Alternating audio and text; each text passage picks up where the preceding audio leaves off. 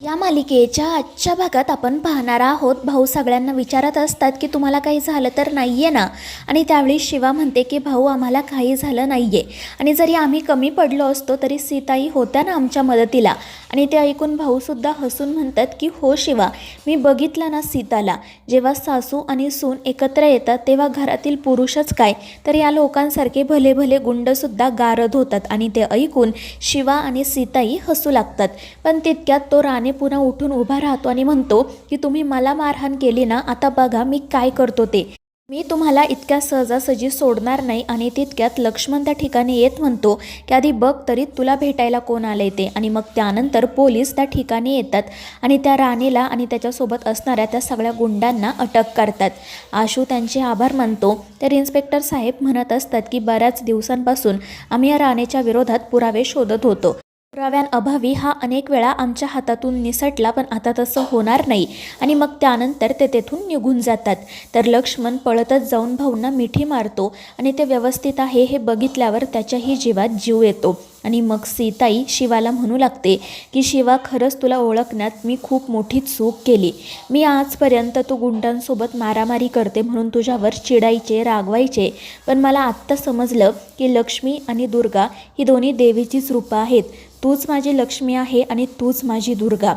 आणि मग त्या पुढे असंही म्हणतात की शिवा, आत्तापर्यंत तू त्या घरामध्ये फक्त आशूची बायको म्हणून राहत होती, पण आता तुझा त्या घरामध्ये माझी सून म्हणून, त्या घराण्याची एकुलती एक सून म्हणून पुन्हा प्रवेश होणार आहे. आणि हे ऐकून शिवाला आणि इतर सगळ्यांना तर खूप आनंद होतो. तर सीताई मनापासून शिवाचे आभार मानते आणि रडतच तिला मिठीही मारते. आणि त्यामुळे शिवाला सुद्धा खूप आनंद होतो. ती रडतच म्हणत असते की सीताई, मी हे सगळं कधीही विसरणार नाही.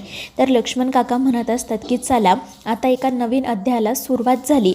सासू सुनेच्या गोड नात्याची एक नवीन सुरुवात झाली. आणि मग ते सगळे घरी जाण्यासाठी निघतात. तर दुसरीकडे पाहणा गँग त्या पक्याला अजूनही मारतच असते. पक्या म्हणतच असतो की मी तुम्हाला सगळं खरं सांगितलं ना, मग आता जाऊ द्या मला. पण ते लोक काही ऐकत नाही. ते म्हणत असतात की जोपर्यंत शिवाचा फोन येत नाही तोपर्यंत आम्ही तुला कुठेही जाऊ देणार नाही. आणि मग त्यानंतर ते स्वतः शिवाला फोन करतात आणि भाऊ आता सुखरूप आहेत हे कळाल्यानंतरच ते त्या पक्याला सोडून देतात. दुसरीकडे चंदन आजींजवळ फेऱ्या मारत असतो. त्यामुळे आजी विचारतात की काय झालं जावई बापू. आणि मग चंदन त्यांच्याजवळ जात म्हणतो की आजी, तुम्ही आशूला आणि शिवाला खूप मदत केली. आता त्या दोघांचा संसारही व्यवस्थित सुरू झाला आहे. त्या दोघांमधलं प्रेमसुद्धा वाढते. त्यामुळे माझी अशी इच्छा आहे की तशीच मदत तुम्हीसुद्धा माझी करावी. आणि ते ऐकून आजी हसतच म्हणतात की मग करणार ना जावई बापू, त्यात काय एवढं. दिव्यासुद्धा माझी नातच आहे. तुम्हा दोघांचाही संसार सुरळीतपणे सुरू व्हावा असं मलाही वाटतंच ना. आणि ते ऐकून चंदन खुश होतो. आणि मग आजी दिव्याशी कसं बोलायचं याचा विचार करू लागतात. दुसरीकडे भाऊ आणि लक्ष्मण घरी आलेले असतात. भाऊंना सुखरूप बघून सगळ्यांच्या जीवात जीव येतो. त्यानंतर उर्मिला त्यांना विचारू लागते की शिवा, आशू आणि ताई कुठे आहेत. तर लक्ष्मण म्हणतो की ते पोलीस स्टेशनला गेलेत त्या राणेच्या विरुद्ध कंप्लेंट नोंदवायला. आणि हे ऐकून उर्मिला म्हणते पण नेमकं काय घडलं तिथे. आणि त्यावेळी लक्ष्मण म्हणतो की तिथे एक खरंच खूप मोठी गोष्ट घडली आहे. मग त्यानंतर तो तिथे जे काही घडलेलं असतं ते सगळं उर्मिलाला सांगू लागतो. आणि फायनली सीताईने शिवाचा सून म्हणून स्वीकार केला आहे हे कळाल्यावर उर्मिलाचा आनंद तर गगनात मावेनासा होतो. कीर्तीचा आणि त्या सुहासचा मात्र चेहराच पडतो. भाऊ, लक्ष्मण, उर्मिला हे तिघेही खूप आनंदात असतात. लक्ष्मण उर्मिलाला हे सुद्धा सांगतो की वहिनींनी सांगितलं याआधी आपल्या शिवाचा 2दा गृहप्रवेश झाला, पण तो काही तितकासा नीट पार पडला नाही. त्यामुळे आता आपण एकदम धूमधडाक्यामध्ये शिवाचा पुन्हा एकदा गृहप्रवेश करणार आहोत. आणि त्यासाठी उर्मिलासुद्धा आनंदाने हो म्हणते आणि लगेच तयारीला सुरुवातही करते. पण त्यावेळी कीर्ती म्हणत असते की हे कसं शक्य आहे, मी असं काही होऊच देणार नाही. मात्र लक्ष्मण काकांनी भाऊ तिला या सगळ्यापासून लांबच राहायला सांगतात.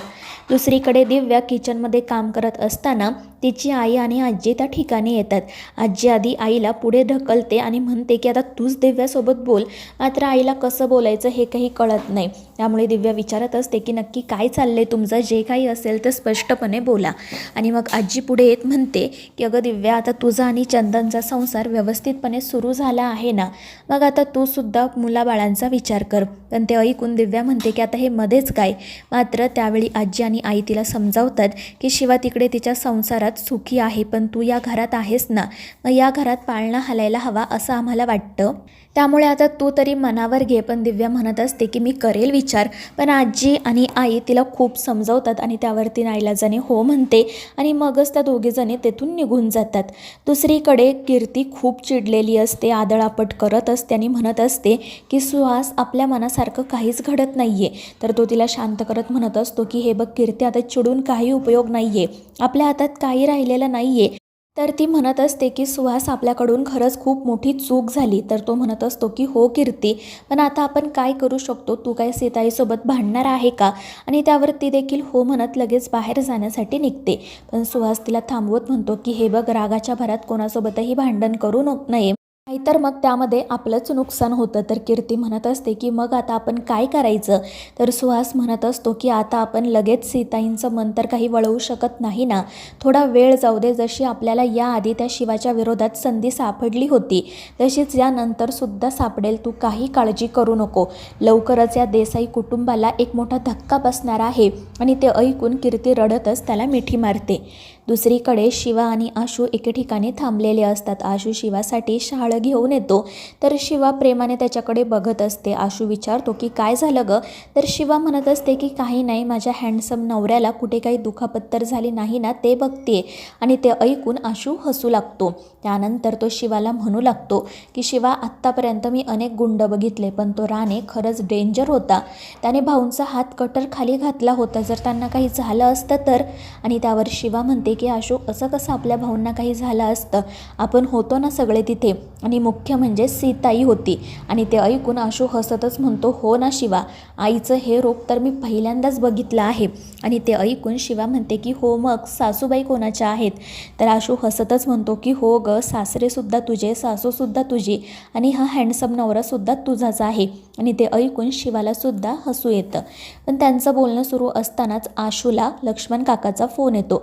लक्ष्मण काका त्यांना विचारतात की कुठे आहात तुम्ही? त्यावर आशू म्हणतो की आम्ही आता घरी येण्यासाठीच निघालो आहोत. तर लक्ष्मण काका मुद्दाम त्याला सांगतात की आशू, तू एक काम कर, घरी येता येता आधी आपल्या ऑफिसमध्ये जा, तिथे माझं एक महत्त्वाचं पार्सल आलं आहे, ते घेऊन ये. त्यावर आशू म्हणतो की ठीक आहे काका. आणि मग लक्ष्मण त्याला हे सुद्धा सांगतो की घरी येताना ना जरा सावकाश या, कारण तसं बहिणीने सांगितलं आहे. आणि ऑफिसमधून निघाल्यावर ना आधी मला फोन करा, लगेच काही घरी येऊ नका. आणि तो फोन ठेवून देतो. मात्र काका असं का म्हटला असेल असा प्रश्न शिवाला आणि आशूला पडतो. शिवा तर खूपच काळजीत असते, घरी काही प्रॉब्लेम तर झाला नसेल ना, सीताई माझ्यावर पुन्हा चिडली तर नसेल ना, असं तिला वाटत असतं. मात्र आशू तिला म्हणतो की शिवा, असं काही नसेल, तू काळजी करू नको. आणि मग त्यानंतर ते दोघेजण ऑफिसमध्ये जाण्याच्या बहाण्याने एकत्र फिरायला जायचं ठरवतात. तर मित्रांनो, या मालिकेच्या पुढील भागांच्या अपडेट्ससाठी आपल्या चॅनेलला सबस्क्राईब करा.